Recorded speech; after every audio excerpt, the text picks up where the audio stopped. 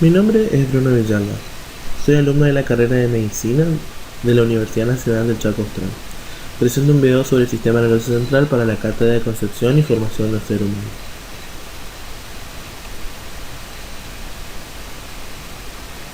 Sistema nervioso central. El sistema nervioso central aparece a la tercera semana como una placa llamada placa neural, donde delante de ella se encuentra el ganglio primitivo. Los extremos de este forman los pliegues neurales que se fusionan formando el tubo neural. Una vez iniciada la fusión, los extremos abiertos del tubo neural forman los neuroporos craneal y caudal. El cierre final de estos neuroporos tiene lugar, en el caso del neuroporo craneal, a los 25 días y el cierre del neuroporo caudal 3 días después. En esta imagen se puede observar claramente el pliegue neural, la placa neural, el ganglio primitivo, y luego de que se forma el tubo neural, cuando se cierra la parte media, se observan el neuroporo craneal y el neuroporo caudal.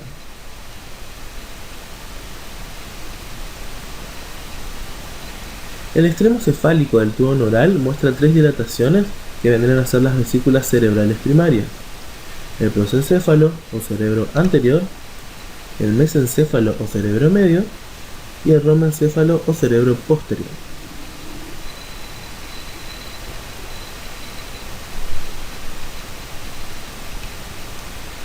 Hacia la quinta semana, el prosencéfalo consta de 2 partes: el telencéfalo, formado por una parte central y 2 prominencias laterales, que vendrían a ser los hemisferios cerebrales primitivos, y el diencéfalo.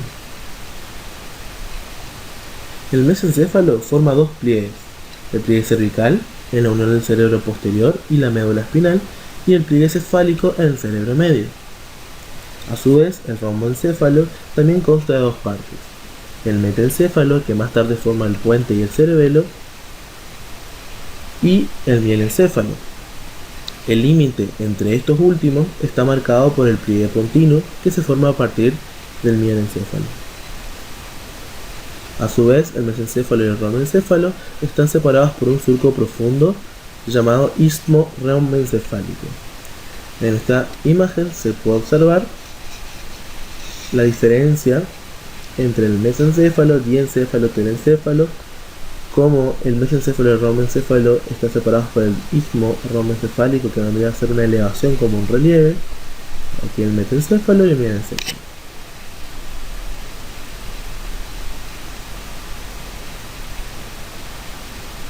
Médula espinal. La médula espinal consta de un canal central, que a su vez presenta cavidades, que son el romencéfalo, diencéfalo y los hemisferios cerebrales. La cavidad del romencéfalo es el cuarto ventrículo, la del diencéfalo es el tercer ventrículo, y la de los hemisferios cerebrales son los ventrículos laterales. La luz del mesencéfalo conecta con el tercer y el cuarto ventrículo. Esta luz se hace muy estrecha y entonces se conoce como el acueducto de Silvio.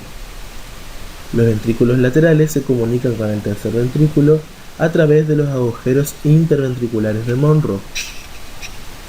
En esta imagen se puede observar el agujero, bueno, no se ve muy bien el agujero, pero este es el agujero interventricular de Monro y el acueducto de Silvio. Aquí se ve el acueducto, bueno, pero sigue sin verse el agujero.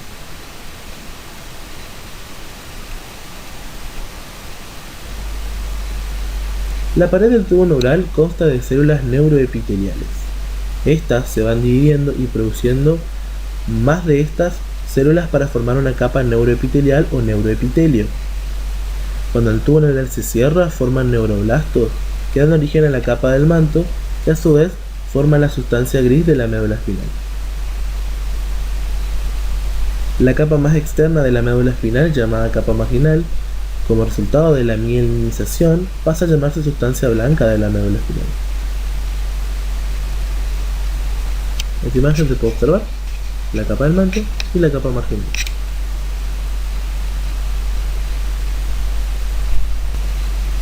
Diferenciación histológica: placa basal, alar, placa del techo y placa del suelo.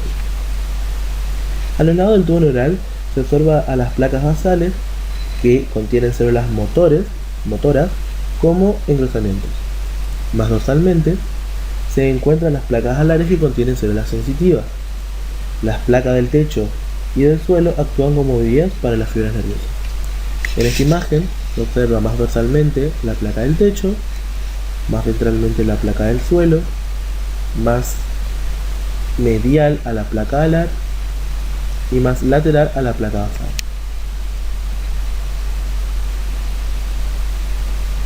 Diferenciación histológica, células nerviosas.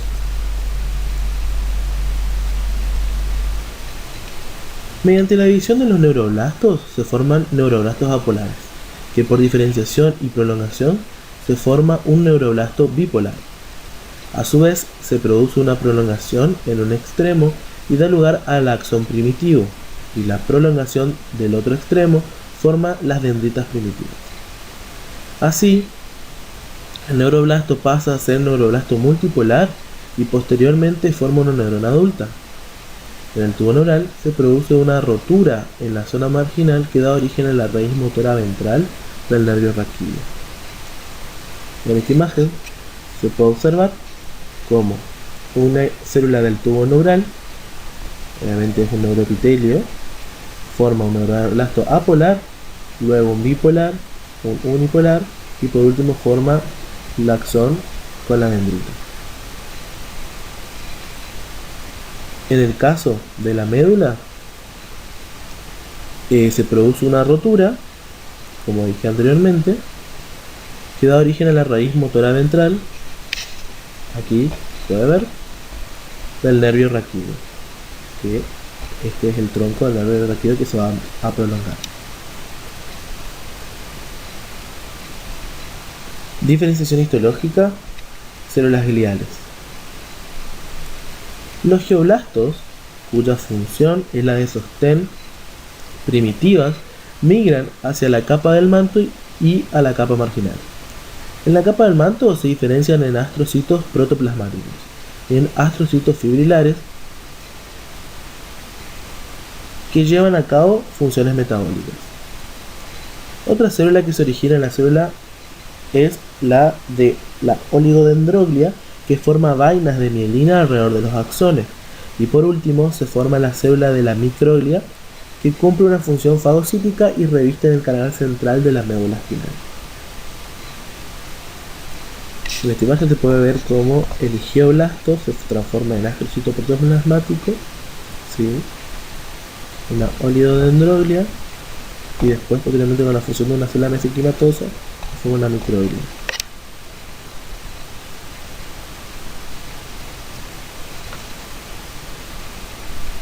Diferenciación histológica, células de la cresta neural. Durante la elevación de la placa neural aparece un grupo de células a lo largo de cada borde de los pliegues neurales. Estas migran y forman los ganglios sensitivos, los ganglios de la raíz dorsal de los nervios raquídeos, que a su vez forman dos prolongaciones que se conocen como raíz sensitiva dorsal del nervio raquídeo.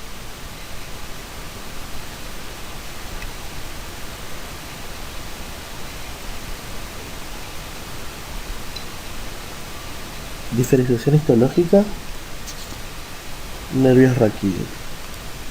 Las fibras nerviosas motoras empiezan a aparecer durante la cuarta semana, originándose desde las células nerviosas en las placas basales de la médula espinal. Estas fibras se agrupan en haces conocidos como raíces de los nervios ventrales. Las raíces de los nervios dorsales se forman como conjuntos de fibras que se originan a partir de células en los ganglios de la raíz dorsal, que vendrán a ser los ganglios raquídeos. Las prolongaciones centrales de estos ganglios forman haces que se introducen en la médula espinal al otro lado de las astas dorsales. Las prolongaciones distales unen las raíces de los nervios ventrales para formar un nervio raquídeo.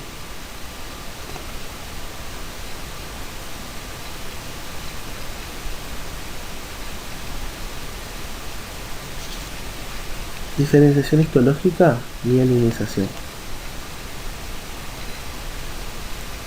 Las células de Schwann mielinizan los nervios periféricos. Cada célula mieliniza únicamente un axón Estas células se sitúan alrededor de los axones formando la vaina de neurilema. La vaina de mielina, que procede de las células de la proceden de las células de la oligodendronia.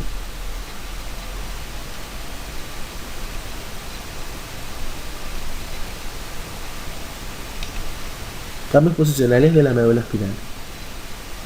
Durante el tercer mes de desarrollo, la médula espinal se extiende en toda la longitud del embrión y los nervios raquídeos pasan a través de los agujeros intervertebrales en el mismo nivel donde se originan. Como resultado de este crecimiento desproporcionado, los nervios raquídeos discurren oblicuamente desde su segmento de origen, en la médula espinal, hasta el nivel correspondiente de la columna vertebral. La dura madre sigue unida a la columna vertebral a nivel del coxis. En el adulto, la médula espinal termina a nivel de la segunda lumbar o la tercera lumbar, mientras que el saco dural y el espacio subaracnoide se extienden hasta la segunda sacra.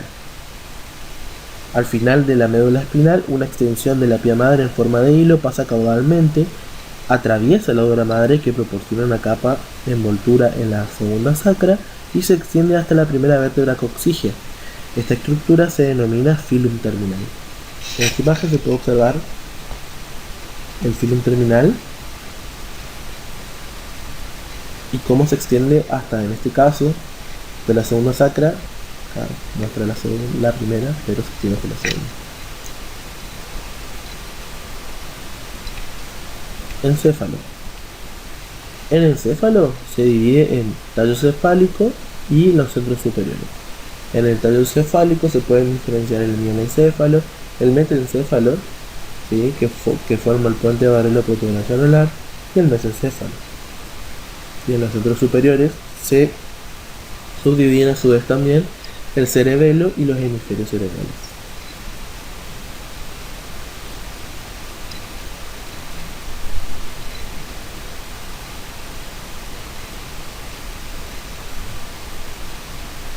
Trombencéfalo.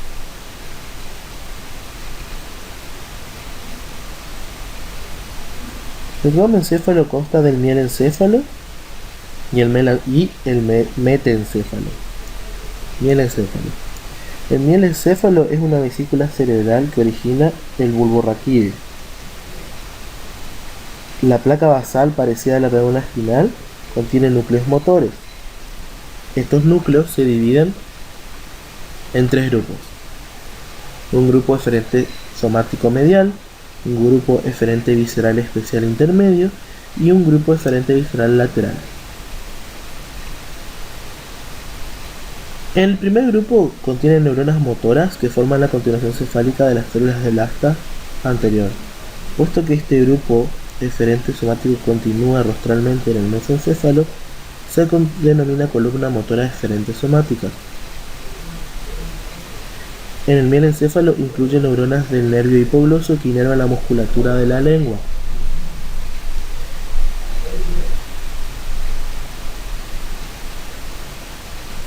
El grupo eferente visceral especial se extiende en el metencéfalo formando la columna motora eferente visceral especial. Sus neuronas motoras inervan músculos estriados de los arcos faringeos. En el mielencéfalo la columna está representada por las neuronas de los nervios accesorios, vago y glosofaringeo. En el grupo eferente visceral general, lateral, contiene neuronas motoras que inervan la musculatura involuntaria del tracto respiratorio, el tracto intestinal y el corazón.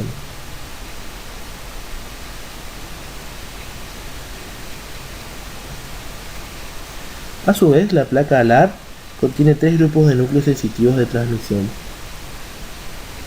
El más lateral de estos, el grupo aferente somático, que es sensitivo, recibe impulsos del oído y la superficie de la cabeza por medio de los nervios vestíbulo coclear y el trigémino. El grupo intermedio aferente visceral especial recibe impulsos de las papilas gustativas de la lengua y del paladar, la orofaringe y la epiglotis. El grupo medial o aferente visceral general recibe información interoceptiva del tracto gastrointestinal y del corazón. El metencéfalo, parecido al mielencéfalo, se caracteriza por la presencia de placas basal y alar. Dos componentes nuevos se forman: el cerebelo, un centro de coordinación de la posición y el movimiento, y el puente, la vía para las fibras nerviosas entre la médula espinal y las cortezas cerebral y cerebelosa. Cada capa basal del metencéfalo consta de 3 grupos de neuronas motoras. El grupo medial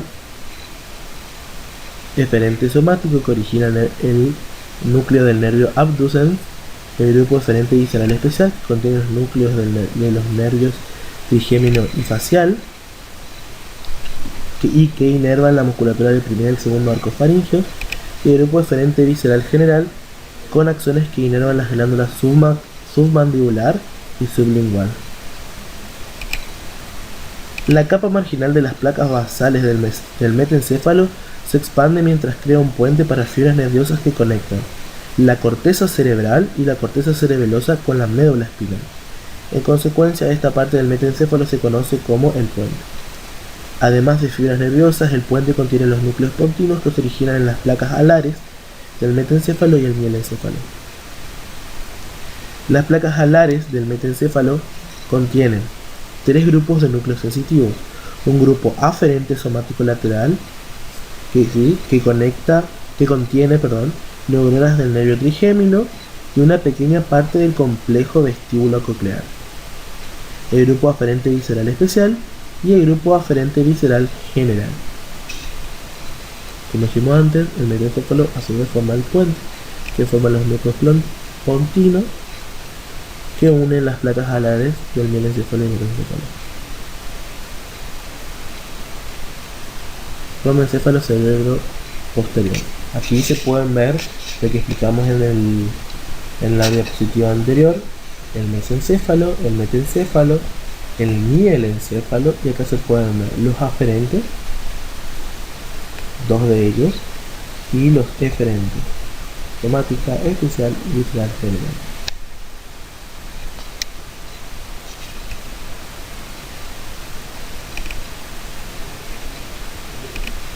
Promencéfalo cerebro posterior, cerebelo. Las partes dorsolaterales de las placas alares se inclinan medialmente y forman los labios rómbicos. Como resultado de una posterior profundización de la curvatura pontina, los labios rómbicos se comprimen cefalocaudalmente y forman la placa cerebelosa. Esta consta de la capa neuroepitelial, de la capa del manto y la capa marginal. A medida que avanza el desarrollo, varias células formadas por el neuroepitelio migran a la superficie del cerebelo para formar la capa granular externa. Células de esta capa conservan la capacidad de dividirse y forman una zona proliferativa en la superficie del cerebelo. En el 6º mes de desarrollo, la capa granular externa origina varios tipos celulares. Estas células migran hacia las células de Purkinje en diferenciación y originan células granulares. Aquí se puede observar la proliferación en la capa marginal de la capa neuroepitelial del manto, cómo se prolifera la capa granular externa, se combina con las células de Purkinje, ¿sí? Y pasan a formar células granulares.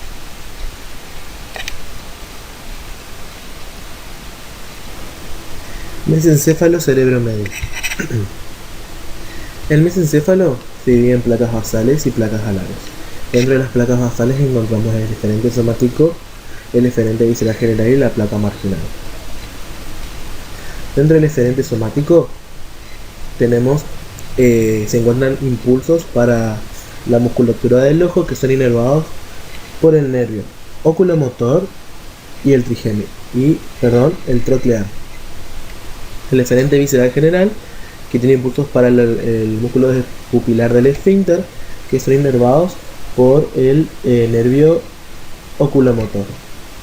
Y la placa marginal, que forma la porción anterior o pie peduncular. Luego tenemos las placas alares, que se dividen en colículo anterior superior y colículo posterior inferior, donde se encuentra el centro de correlación. En el caso del colículo anterior superior se encuentra el centro de correlación y reflejos para los impulsos visuales, y en el colículo posterior hay una conexión sináptica que sirve para los reflejos auditivos. En esta imagen se puede observar la placa basal y la placa alar. Protencéfalo cerebral anterior se dividen en diencéfalo y telencéfalo. El diencéfalo contiene la placa del techo y la epífisis, la placa alar, la hipófisis o glándula pituitaria.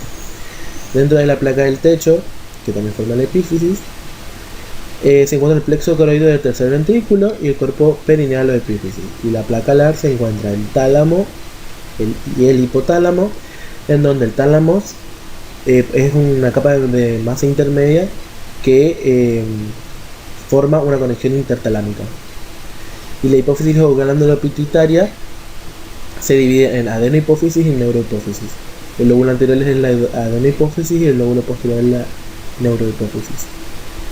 También tiene una parte de un tallo y la parte nerviosa del lóbulo posterior se llama la neurohipófisis, como dije antes. Como dije antes, el protencéfalo se divide en diencéfalo y telencéfalo. El telencéfalo contiene los hemisferios terminales y hemisferios cerebrales, y las láminas terminales. Y por último, esta imagen muestra el hemisferio cerebral, la epífisis, la lámina terminal. Aquí se puede observar el tálamo, el hipotálamo,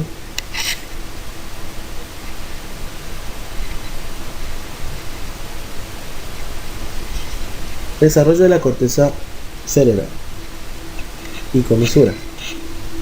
La corteza cerebral se desarrolla a partir del palio, que tiene dos regiones: el palio o arquipalio, que se encuentra en el lado lateral al cuerpo estriado, y el neopalio entre el hipocampo y el paleopalio.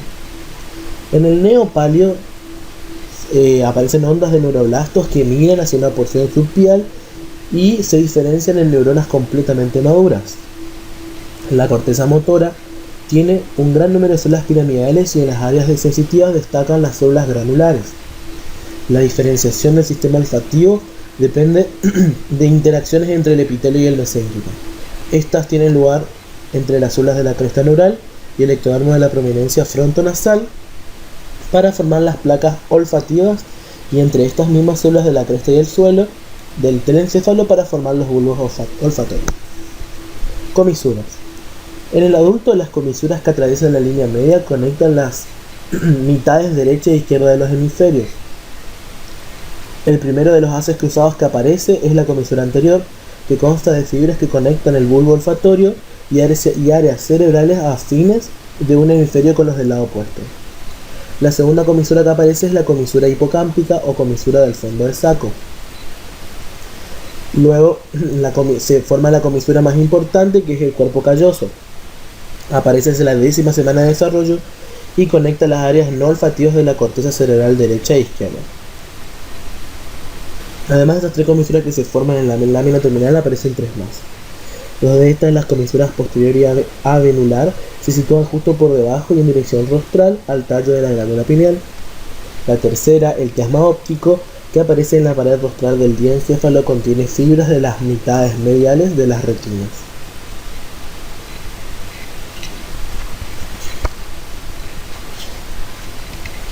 Pares craneales.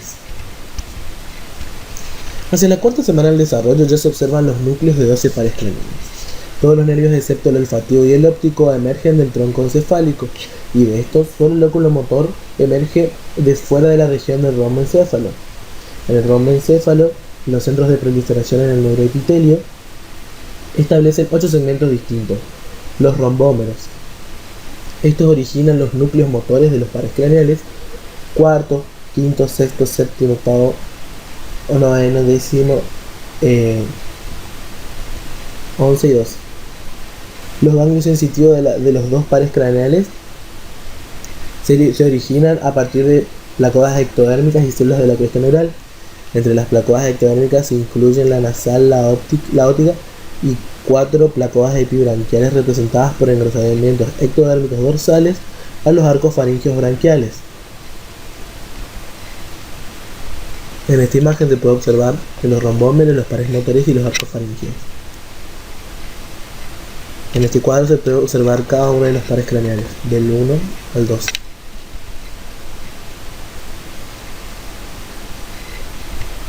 Sistema nervioso vegetativo. Funcionalmente, el sistema nervioso vegetativo puede dividirse en dos partes, una parte simpática y una parte parasimpática. El sistema nervioso simpático. En la quinta semana, las células que se originan en la cresta neural de la región torácica migran en cada lado de la médula espinal hacia la región que hay justo detrás de la aorta dorsal. Algunos neuroblastos simpáticos migran delante de la aorta para formar ganglios preaórticos, tales como los ganglios celíaco y mesentérico. Otras células simpáticas migran al corazón, los pulmones y el tracto gastrointestinal, donde originan plexos de órganos simpáticos. Una vez establecidos los troncos simpáticos, las fibras nerviosas que se originan en la columna víscero-eferente, que vendría a ser la asta intermedia, de los segmentos toracolumbares de la médula espinal, penetran en los ganglios de los troncos. Algunas de estas fibras nerviosas hacen sinapsis al mismo nivel en troncos simpáticos o pasan a través de los troncos hasta ganglios preaórticos o colaterales. Se conocen como fibras preganglionares y tienen una vaina de mielina y estimulan la célula de los ganglios simpáticos. Al pasar de los nervios raquídeos a los ganglios simpáticos forman las ramas blancas de comunicación. Otras fibras, las ramas grises de comunicación, pasan a través del tronco simpático hasta los nervios raquídeos y desde ahí hasta los vasos sanguíneos periféricos y las glándulas sudoríparas. Las ramas grises de comunicación se encuentran en todos los niveles de la médula espinal. Glándula suprarrenal. La glándula suprarrenal se forma a partir de dos componentes, la corteza y la médula. En estas imágenes se puede observar la corteza adulta de la glándula suprarrenal, la corteza fetal, acidófila, la zona glomerulosa. En esta otra se puede observar la raíz del ganglio dorsal, el ganglio simpático, aquí está la glándula suprarrenal en desarrollo y el ganglio preaórtico.